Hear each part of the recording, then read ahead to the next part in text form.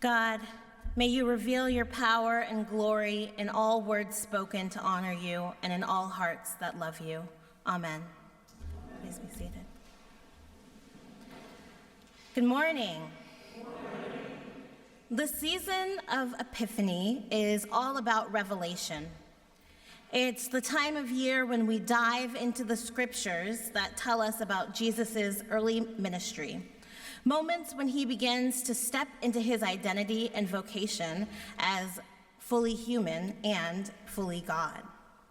Epiphany is the season of sparkling mystery.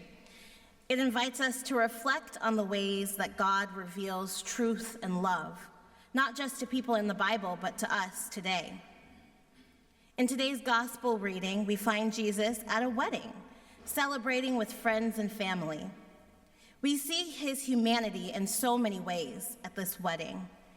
We can see that his relationship with his mom is maybe a little bit complex, and we can see that he enjoys some good wine. We also catch a glimpse of his divinity, as Jesus omnisciently knows that his hour has not yet come. There's so many images and themes and ideas in this passage that we could explore, but I want to stay focused on the miraculous show of power that Jesus does in his miracle, turning water into wine. His mother speaks with authority and nudges him towards action, and when he sees these enormous clay jars, which were intended for the Jewish purification ritual, he chooses to fill them, not with cleansing water, but with excellent wine. He doesn't just let the wine flow straight into the guests' glasses. No, he takes these religious jars, these vessels of ritual purity, and fills them with the finest wine. It would be like wine miraculously appearing in our baptismal font at the front of the church. So when I say power, I want to be clear that I'm talking about the ability to change and influence things.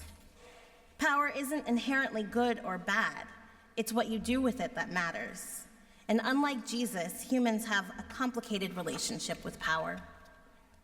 In last week's episode of This American Life, the NPR radio show, there was a short story featured that perfectly illustrates this.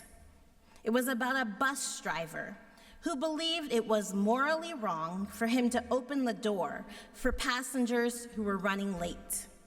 It didn't matter if they were a little old lady carrying groceries or a kid running after the bus for school.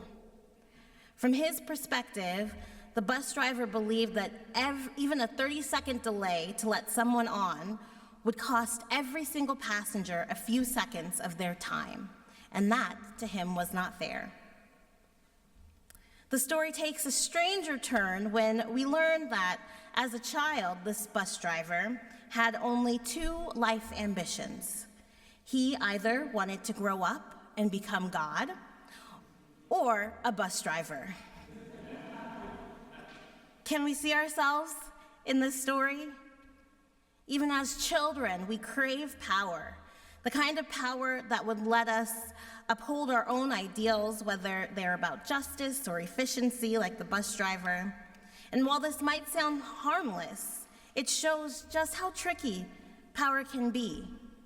These dynamics are everywhere in the human life, whether parents and children, a boss and employees, even celebrities and fans.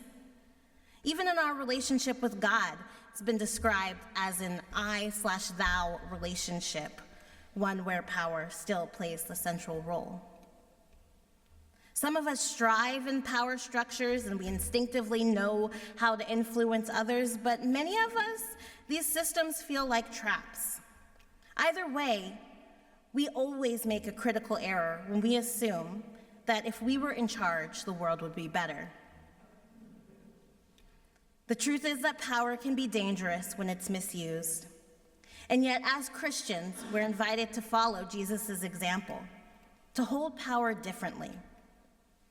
In Godly Play, we teach the children that Jesus was a different kind of king. He didn't arrive with fancy robes or a gigantic army. He came as a fragile, precious infant, just like the rest of us. Certainly, Jesus had power. We see that in this reading, his very first of 7 miracles from the Gospel of John. Later in this gospel, we see that he heals the sick, feeds the hungry, walks on water, and even raises the dead. And what stands out in every one of those miracles is how Jesus uses his power not to exclude or punish or control, but to uplift, restore, and bless. Jesus didn't calculate whether people deserved his miracles. He didn't withhold healing until someone proved their worthiness. His power wasn't about policies or punishment. It was about compassion. Tomorrow, we honor the Reverend Dr. Martin Luther King Jr., who had a profound understanding of what real power means. Dr. King once said, "Power without love is reckless and abusive. Power at its best is love implementing the demands of justice, and justice at its best is power correcting everything that stands against love." Whenever power is misused by the callous or cold-hearted, the church is called to bear witness and to act with the power of faith, the power of compassion, the power of Jesus. Whatever power or influence we have as individuals, we must follow Jesus' example. It's not about clinging to control or enforcing our own ideals. It's about uplifting others, healing the broken, and sharing the good wine of God's love. So today, I invite you, fill your jars to the brim with good wine. Share it generously. Let your power be guided by love. Amen.